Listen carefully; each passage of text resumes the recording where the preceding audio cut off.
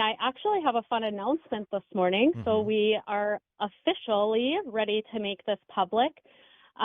We have been spending so much money on hotel motel vouchers for homeless families. Last year, we provided 1,379 nights of shelter to homeless families in the greater Grand Forks community, and it was over $71,000 that we spent last year. And so for the last few months, we have really been looking for another solution, because hotel motel is not going to be sustainable. We want something that we can have long term. And so last week, we finally officially signed paperwork, but we purchased a 6-plex and a 3-plex to be able to have a Bright Futures family shelter in Grand Forks.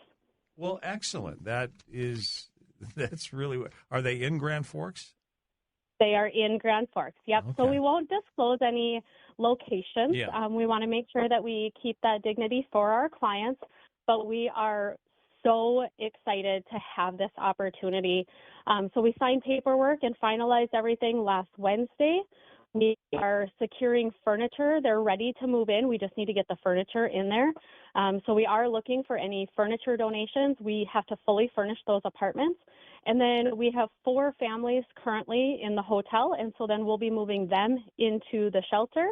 And then after that, we won't be utilizing hotel motel vouchers. We will be utilizing the Bright Futures Family Shelter. And that'll be an asset that you own. Yes, a family shelter in Grand Forks, which we're so beyond ecstatic for. Now, is that more long-term or short-term? What's the category there? So it's more short-term. A lot of times when we talk about emergency shelter, they usually say emergency shelter is 90 days.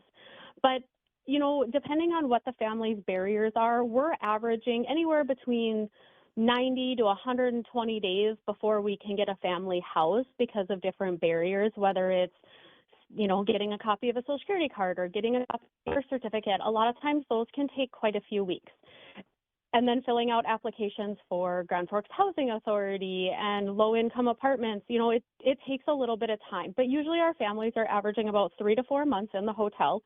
And so this way, instead of when we had 4 families in a hotel, it was costing us about $10,000 a month.